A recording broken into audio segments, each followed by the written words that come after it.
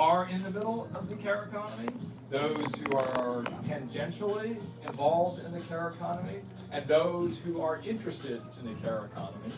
I know that if you've come all the way from the United Nations before being here, it has been quite a trip. I was there last night, and needless to say, I have gotten the full tour of the entire campus over at the UN, and I've been there maybe 20 times, but for all of you who were there, it's a different year this year in that part of this small island. So thank you all for being here. My name is Richard Louie. I'm an anchor over at MSNBC and NBC News.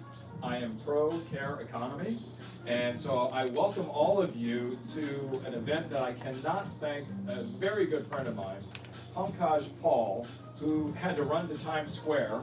So all of you who are invited by Pankaj Paul or anybody from Burjeel, they are on their way back. He was here earlier. He had to go down for an event. You know how this goes. They are coming back.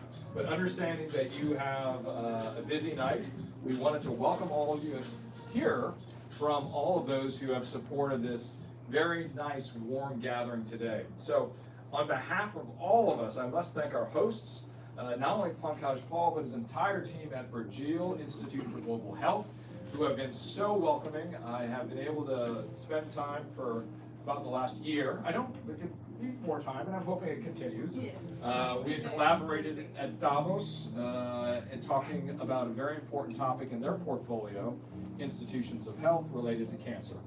And of course, this has an overlap to their care economy writ large. So first of all, I want to hand the microphone over to our kind hosts tonight from Burjeel. Thank you so much.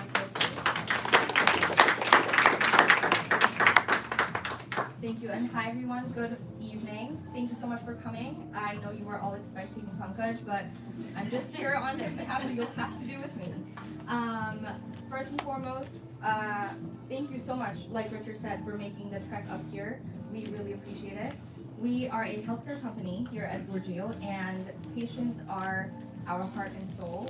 So these conversations and these gatherings mean a lot to us, and they keep helping us grow and keep allowing us to do the work that we do. So thank you so much for that. We would like to thank EBC and Richard, of course. So yeah, enjoy. We're delighted to have you. And introduce your great team. Sorry, yes. My name is Mashiat Zaman.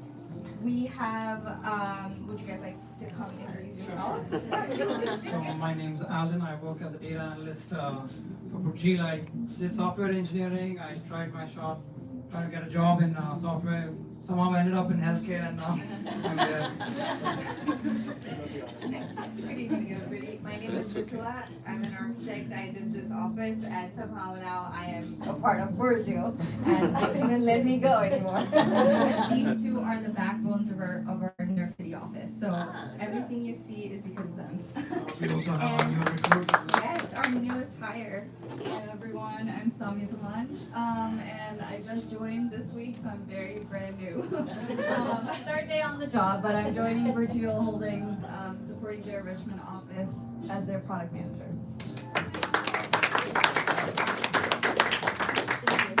Well, thank you, Burjeel. And if Pankaj comes back, you may get another microphone. He's not going to sing a song, but so don't worry about that. I now want to introduce our presenting organization that brought us together today. It has many connections to many of our stakeholders here in the room, and that's the European Brain Council, whom I consider old friends and new friends and everything in between. And Suzanne, how are you? I'm very good, thank you. And she is the president of the European Brain Council. So I'm going to give you, do you want to use this? Or are you good?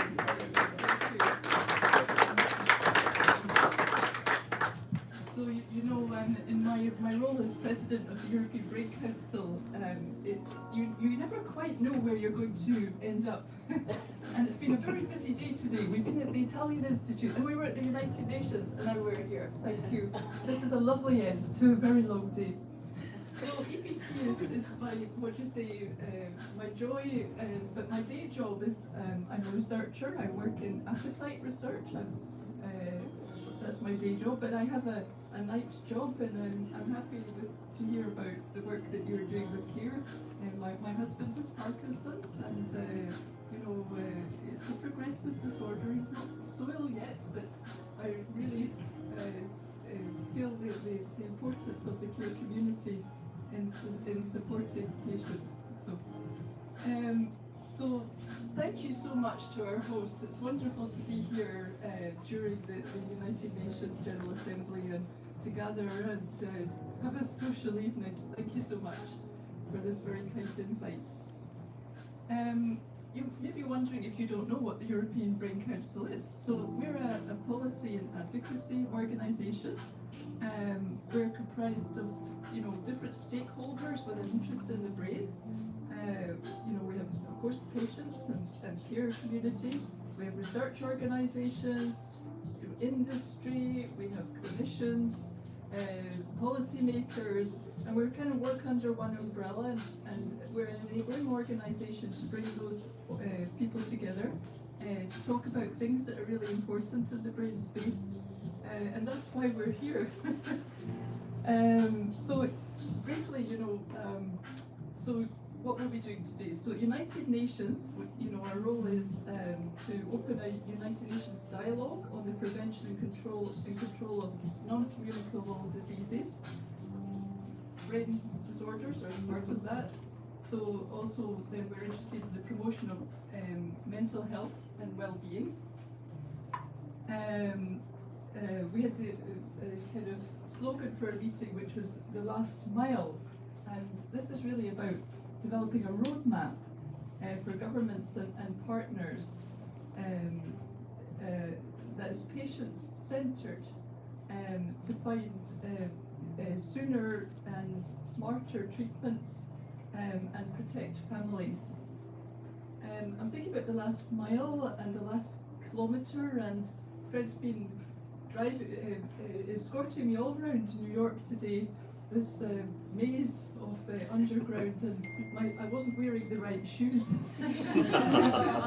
And my feet are very sore this evening. So I'm hoping there's not too many miles or kilometres to the hotel. But tomorrow we start our 2-day event. Actually, we've held this for several years now, and we want to try to put brain health on the agenda of United Nations. Wouldn't that be fantastic?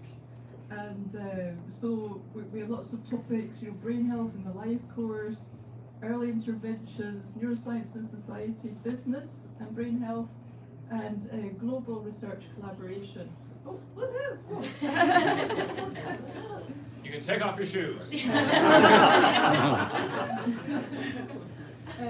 So we're looking forward to fabulous 2 days, and Richard, we know that you're going to be speaking. Thank you for participating on Friday. Really looking forward to that, and well, just a huge thank you, and look forward to meeting you all this evening. Yeah, thank you. Thank you, Suzanne, as well to the insoles of your shoes, who have definitely done double or triple overtime. I'd also like to introduce to you some of our supporting organizations for tonight, who are also part of the care economy. A care economy that's worth about $20 trillion by some estimates globally, and our global GDP is only worth about, well, not only, but it's plus $100 trillion. So we're talking about something that's unrealized, unactivated, and really an opportunity to dig in on. And organizations like Burjeel, like EBC, who are leading our gathering today, the supporting organizations that are here tonight, is so important when we think about what's new in front of us. And related to that, clearly, are the ideas related to AI. And I know you've heard those two letters way too many times, but this is somebody that's actually using it in their models on the back end. You don't have to say it like 100 times, maybe once, and that's okay. But I'd like to introduce my good friend from tendercare, Shauna.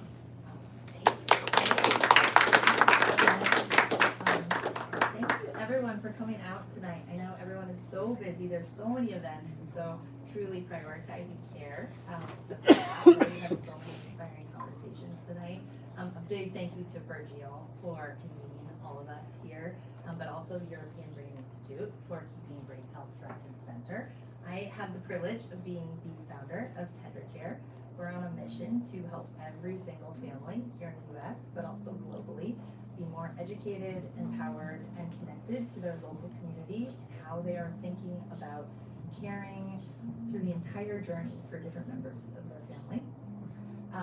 And when I think about care, it doesn't often get top agenda in moments like this, where we're gathered from across the world here in New York City to think about civil rights, development, peace. And so I thought it would be interesting to think about the theme of tonight, which is about moonshots, and really use that as a context to just leave you with 3 different ideas of some of the work that we're doing at tendercare. When you actually talk to the very, very small cohort of individuals who have been to the moon, and you ask them what that experience is like, oftentimes they don't talk about far distant planets or stars. They actually talk about how profound it is when they turn back around and take a look back right here at Earth and what it looks like from the moon, which is without a lot of the boundaries we all draw, the lines, the divisions that we hold so important, and it becomes something much more universal. It becomes a group of people living on this incredibly rare place that we all occupy. And when I think about that in the context of care, I wanted to leave you with 3 things. One, something that we work on quite a bit at tendercare, is that sometimes the most complex problems, like aging, modern aging, families that are spread out from one another by incredible distances, can be solved by very simple solutions. So one of the things that we work on are free tools like what we call the Tender ID. The Tender ID is meant to go on your grandparent or your parent or your spouse's refrigerator, in their wallet, and it's really just meant to come in handy at a very specific moment. The moment when first responders are there and trying to understand very quickly, who is this person that you love so much? What are they living with? What allergies do they have? Who should they be calling in this moment as they're on the way to an emergency department somewhere? The Tender ID immediately connects everyone who's been connected on that family plan to immediately know that something has happened, and that if there is advanced care plans, DNRs, that team of strangers who are stepping in this moment in time when you can't be there, are able to actually carry out both their wishes and the family's wishes. These are incredibly pragmatic tools that feel deceptively simple, but are actually solving incredibly important last miles of care. The second piece, I've had so many great conversations here tonight across academics, across those who are in policy, those who are in technology and the arts. We create these boundaries for ourselves, right? The work that we do suddenly becomes siloed. And I think when you're talking about something as universal as care, we've got to break these boundaries down and thinking about what the solutions actually look like. What does it mean to actually build bridges, start to work together, create new solutions? The third piece, which is that if you can't measure it, you can't fund it, right? So to the funders in the room, start to think about the metrics that actually move the needle. We're talking about something that's so universal here. It's in every country, it's in every community, it's in every family, it's probably in your family. So what does this actually look like to start to put some real numbers against this so that we can start to solve it, okay? This is universal, it's very important. It is important to all of us on both personal and also epic global stages like UNGA. And so my ask to all of you, as you think about the rest of this week, is how, when you're thinking about your own solutions and your own incredibly important work, can you choose the path that is more universal, that is more simple, that is more family friendly? And I think that is the path that will lead us to the solutions that we all desperately need at this point, as we engage in what is brand new for our entire species, an entire chapter now that requires much more interdependence on one another. We are living longer, we are relying on each other more, and so I'm very much looking forward to this being the first of what should be many UNGAs to come, of care being top billing in the way that we think about working together as a species on this planet that is going to require these solutions both for our own families but also for ourselves. Thank you.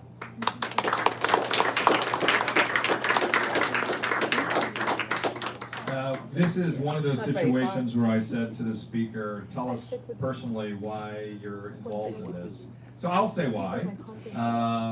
She was a top-level leader at Meta in marketing, and she decided that what was more important was caring for her father. And so she decided over many months and years what was the right next. And she decided she would leave something that was so amazing. After she started the now largest employee resource group at Meta, that's about caregiving. The largest. And people, I think, would think about technology companies and say, wait, that's the wrong age group, isn't it? Well, no, it's not. So when we think about the care economy, the cross-cut is every generation, and that is what brought you to tendercare. So thank you, and thank you for being a great caregiver of your father as well. So thank you. All right, our other supporting organization, please do that. I want to now bring up a good friend of mine as well from an organization that is looking at how do we look at the multi-generational ties, the sinews, the connective tissue that exists between generations. And I'll let her explain why she decided to do it. And I'm going to ask you, please do say that. Lily from Life Story Club. Hi everyone, good evening. Thank you so much for this lovely reception, and special thank you to Richard Switchmona. I mean, we're talking about champions for caregivers everywhere. I actually want to start with something that might be a little bit taboo. You don't have to raise your hands, but just think about it. How many of you have ever felt lonely? Yeah. So actually, I mean, this might not be a surprise to our friends at the European Brain Council, but we are all wired for social connection, and actually that feeling is a healthy brain trigger, right? Where it's just, if we aren't getting enough connection, this is our reminder, our little stress signal to say, hey, let's connect more. Where it really becomes a problem is when you have continued chronic loneliness. That's when it becomes very, very toxic. We're talking about increased risk of dementia, depression, cardiovascular diseases, and research is showing that it can be as damaging as smoking 15 cigarettes a day.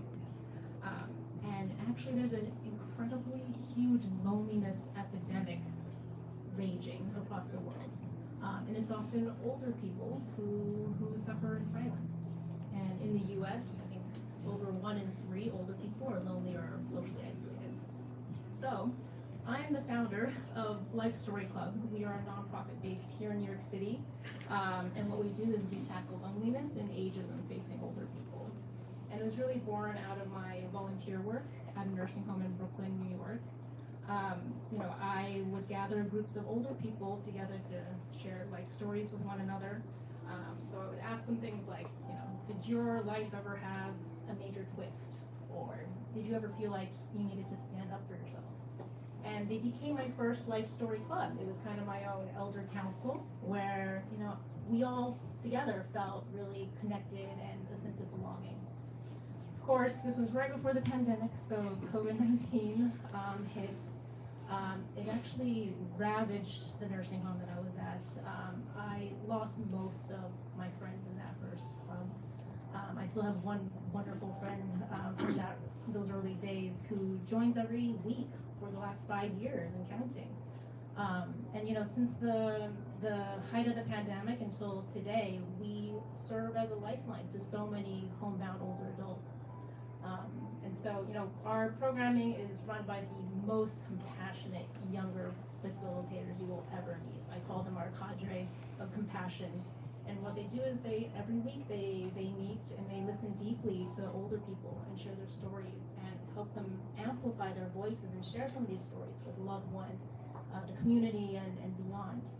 And what we're hoping to do is really be a model of care. So we also have a program called Story RX, where we partner with different health systems. So doctors, nurses, social workers, care coordinators can refer to Life Story Club an older person, older patient who's at risk. So, you know, if you want to support, if you want to volunteer, if you want to bring this to your care services, please reach out. I actually want to end by sharing a text that my friend Lisa shared with me recently. She said that, just to let you know how important the group is to me, I have my 2 doctor's appointments on Monday, and they end at 2:30 p.m. I scheduled my car service at 4:15 p.m. so I can find a quiet space in the hospital lobby, put on my headphones, and go to the group because I feel connected there and it lifts my spirits. So she always reminds me that dignity and care should have no expiry date, right? No matter, you know, your health, your mobility, no matter what, you should have a seat at a Life Story Club. Thank you.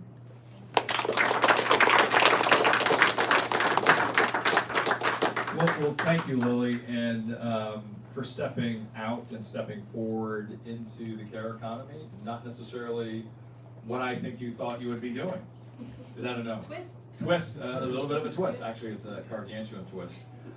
Me, the same, as I took care of my father for 8 years, and this is why this discussion of the care economy is so important. I realized that there's something that we're not seeing. And when it was said by Suzanne, the idea of the last mile, I think of the last 3 feet of care. And what we're not seeing, the amazing things that happen in the last 3 feet of care across all disease paths. But nobody knows what they are. What are those actions and what's happening? And so I am driven to understand all that data, the atomic level data, and that's why CAREGenome for me is so important. And we will get the data of the last 3 feet of care that will fuel all of the disease paths, regardless of day or time and place. And so we're all very consistent, and I believe all of you who have taken care of a loved one in this room, and I'm guessing there's probably half have already gone through it, the other half will. And to the note that Sean was bringing up about going to space. Now that's a common analogy that I bring in caregiving, is that you have this long journey where you're by yourself. You bring 1 or 2 other people that you trust into the capsule, and you bump into problems of oxygen, of food, of fuel, and you go to those 1 or 2 people that are in the capsule with you, and that is caregiving. And when you reach your mission, and unfortunately it often means the loss of your loved one, you come back to Earth. And for astronauts, they're always an astronaut. And so for all of you caregivers in the room, you are always a caregiver. This is forever your journey that you didn't sign up for, but now you know it's happening. And so I cannot thank enough our great host tonight for seeing that entire value chain, from the investments that are needed institutionally at 100,000 feet and 50,000 feet, down to what you've been hearing today, as well as at 50 feet or 500 feet. I'll do the meters conversion later for my good friends from Europe. I'd like to bring up Pankaj Paul, who is the Director of Strategy at Burjeel Institute for Global Health, as well as for the entire Holdings Group, who is our kind host and a good friend of mine that I was talking about this earlier, how we did a panel earlier this year in January at Davos, and it was so important to look at the value chain of cancer care. This is all part of the conversation. Pankaj, if you can close it out for us. No pressure. First of all, thank you so much for coming. I missed the analogy on space, but thank you for doing that. This is not a setup. I was on Times Square where we were unveiling the results, the initial results of 2 experiments that we sent up to the ISS. So we took over 11 screens on Times Square for 30 minutes to tell people that we are on our way to be able to send a diabetic to space. So the notion that there is So 4 astronauts went up on the previous mission to the ISS, and 2 of them wore CGMs, and we took 5 sets of insulin pens, and the data is being processed in Calgary in Canada by my 2 colleagues, Dr. Faisal Khan and Pinaki Bose, who run a startup from Canada. Sorry, I make fun of them all the time because, you know, other than Tim Hortons. So, but the data piece is so important for us, right? Because yes, the instrument went to space, yes, they came back, but what do we make of it now? And I think that for every single piece, and Dr. Mohammed Fitian, a friend and a colleague, who's the PI for the space research program, and is also the chief medical officer of our flagship hospital in Abu Dhabi. No pressure on him at all. It's a 400-bed hospital. He needs to deliver every single day. So I think what you guys support and what we see, I don't, Mohammed does, every single day is so important to us, and we strongly believe in the power of data to help us inform whatever it is we're trying to do. We believe we are neither an AI company or a data company, but we need AI and data to help us be better. So as we grow bigger, as the needs of the world go more acute, I think it's really important for us to use technology and data to help us get better outcomes for our patients. And at the end of the day, I think that's what we care about. In our organization, we never talk about quality or safety, because we're a healthcare company. If you have to talk about quality and safety, best to leave the business and do something else. So that's inbuilt into our ethos. And as is this notion that we have to do better every single day for every patient that comes to our health system. And in different parts of the world, people don't come alone, patients don't come alone, they come with families. So it is our responsibility to take care of the families as well as the patients themselves. And to be able to educate the families on how to care for their loved one is, I think, becomes more and more important. And we put a significant amount of effort into that every single day. We have over 1,800 physicians now working for us in 17 different countries. And every single day we find a way, I think, our teams find a way to make things better. And there are some challenging situations. So we see everything from the initial inception of the journey for every single patient and their families. And what we have discovered over and over again is that without the family and the broader care that they get, they don't get better.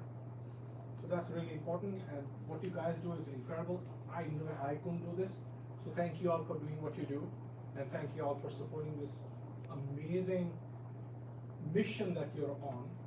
And so because I'm a main or slightly older guy, so we took this song on Ain't No Mountain High Enough, and we swapped out the mountain with space. So our theme for this project is Ain't No Space High Enough to stop the 500 million diabetics from grieving. So kudos to you. Thank you again. Really appreciate you coming here, and we are happy to continue to support the missions as we move along. Thank you.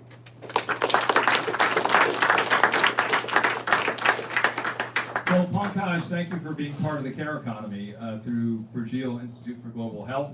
And this very idea, Google it, it's an Axiom Suite Ride, and then you can keep on watching the videos, you can see exactly what he's talking about, this very idea that we can give healthcare in the most remote, difficult places. And to me, that translation here back on Earth, despite an astronaut going up in 2 months, 3 months or so, or The diabetic is still a long time away. okay, but we're going to make it happen sooner is what I'm saying. No question. Okay, Absolutely. is that this means a lot for rural health, doesn't it? When we can monitor in all parts of the world this very important disease path when we think about diabetes. So thank you again for seeing that and being a leader in the care economy, and thank you all for being here tonight. They will kick us out, I believe, in exactly 42 minutes. Actually, I don't know, but please meet somebody that you don't know, ×3, before you leave. And then I will allow you out the front door. I will ask for those names, by the way. Have a great Unga. I will see you over the next couple of days. This is a very important global gathering each and every year. This is my 15th Unga, and I cannot tell you that this is, despite all the traffic, despite all the difficulty, and good thing it hasn't rained yet in great amounts. It rained overnight. we have a great week ahead of us. So enjoy, and thank you for being here tonight. Good night.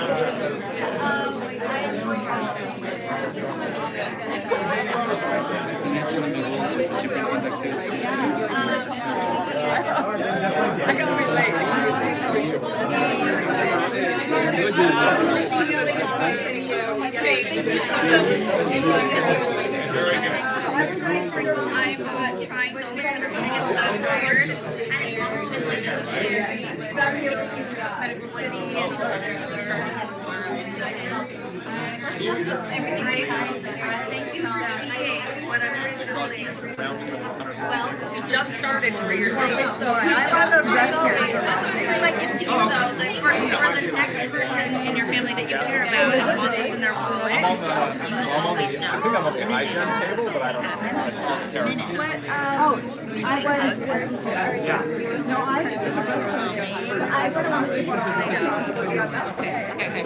I'd love to know about branding more.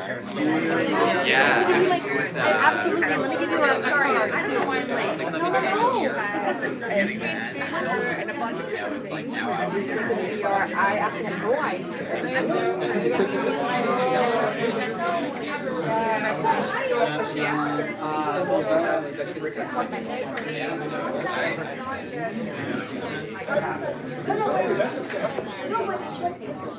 feel like caregivers